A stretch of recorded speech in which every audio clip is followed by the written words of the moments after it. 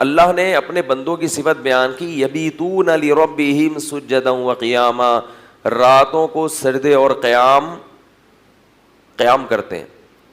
پہلے پورا سال تو مسلمان رات میں عبادت نہیں کرتا تھا, رمضان میں راتوں کو کر لیا کرتا تھا, اور رمضان میں پھر چھوٹی تو آخری عشرے میں تو کرنا. پہلے تو ایسا ہوتا تھا کہ تہجد سب پڑھتے تھے پورے سال, بھائی یہ تو بہت اہم نماز ہے. جب مسلمانوں میں دینی کمزوری آئی تو تہجد صرف رہ گئی رمضان میں, کہ بھائی رمضان میں تو راتوں کی عبادت کرنی ہے, چلو پورے سال نہیں کرتے. پھر رمضان سے بھی گئی اور کس میں آ گئی کہ بھئی چلو آخری عشرہ ہے اس میں تو عبادت کر لو, اور پھر آخری عشرے کی جفت راتوں سے نکل کے سمٹ کے آ گئی کہاں, طاق راتوں میں. اب کرکٹ کے میچوں نے طاق راتوں میں عبادت کو بھی ختم کر دیا ہے. ہر دور میں یاد رکھو اللہ سے روکنے والی قوتیں ہمیشہ موجود ہوتی ہیں جو آپ کو اللہ کی یاد سے غافل کریں گی.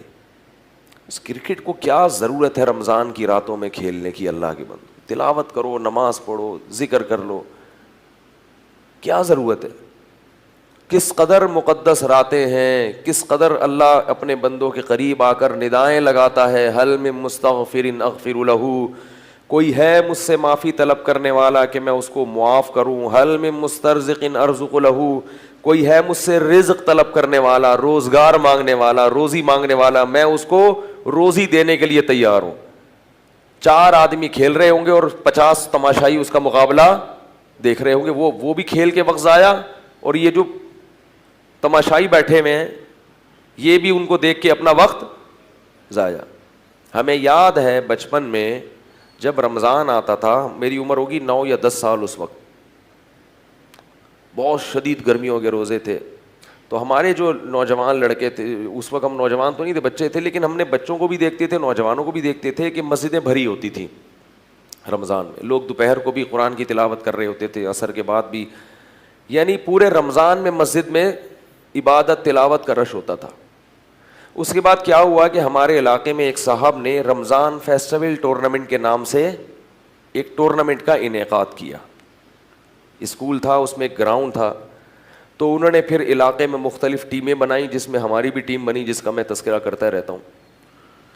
اس ٹیم کے بننے سے وہ جو عبادتیں تھیں ان کا کیا ہو گیا, جنازہ نکل گیا.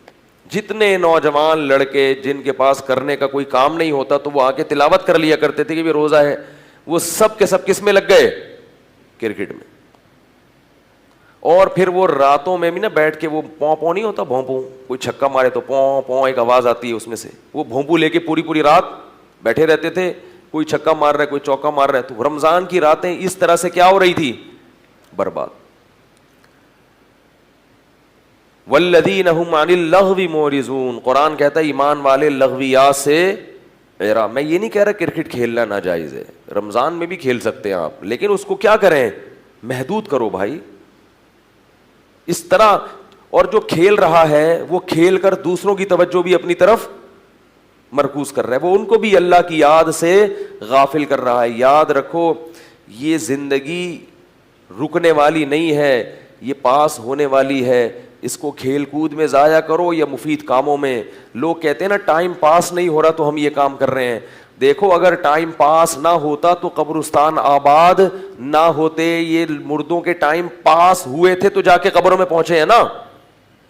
اگر ٹائم جو ہے پاس نہ ہو اور وہیں رک جائے, بریک لگ جائے ٹائم کو, تو پھر کوئی مرے گا, پھر تو سب اسی حالت میں آ جائیں گے, جیسے ہیں ہمیشہ ویسے ہی رہیں گے. ٹائم پاس ہوتا ہے اور قبرستان آباد ہوتے ہیں. پاس ہوتا ہے تو جو بچے تھے جوان ہو جاتے ہیں, جوان بوڑھے ہو جاتے ہیں, اور بوڑھے قبروں میں پہنچ جاتے ہیں. تو ٹائم پاس ہو رہا ہے. تو ٹائم پاس تو ہوگا چاہے آپ فلمیں دیکھیں, چاہے ڈرامے دیکھیں, چاہے نہیں دیکھیں. فرق صرف اتنا ہے کہ کس چیز میں پاس ہو رہا ہے. وہ 3 قسم کا وقت جو پاس ہوتا ہے نا, وہ 3 قسم کی ایکٹیویٹیز میں ہوتا ہے. یا تو مفید کاموں میں, یا نقصان دہ کاموں میں, یا کسی بھی کام کے بغیر کچھ بھی نہیں کر رہے اور کیا ہو رہا ہے, پاس ہو رہا ہے. بدبخت وہ ہے جو فضول کاموں میں وقت کو گزار دے, خوش قسمت وہ ہے جو مفید کاموں میں وقت کو گزار دے. اور some thing is better than nothing, کہ اگر نقصان دہ کاموں میں نہیں گزارنے سے بچنا آپ کے لیے، اچھے کاموں میں ٹائم کو پاس کرنا مشکل ہو رہا ہے تو کچھ بھی نہ کرو، ویسے ہی پاس کر لو بس اس کو، ٹائم تو گزر رہا ہے نا، بیٹھے رہو بس، کچھ بھی نہ کرو، سو کے گزار لو. لیکن حقیقت یہ ہے کہ جو مفید کام میں وقت نہیں گزارتا نا، شیطان اس کو پھر، بولو بھائی، غلط کاموں کی طرف لے کے جاتا ہے، پھر وہ برے کاموں میں وقت گزارتا ہے. تو میں اپنی بات کی طرف آؤں گا. دیکھو بھائی، ان راتوں میں اللہ کے سامنے گڑ گڑانے کا معمول بنا لو.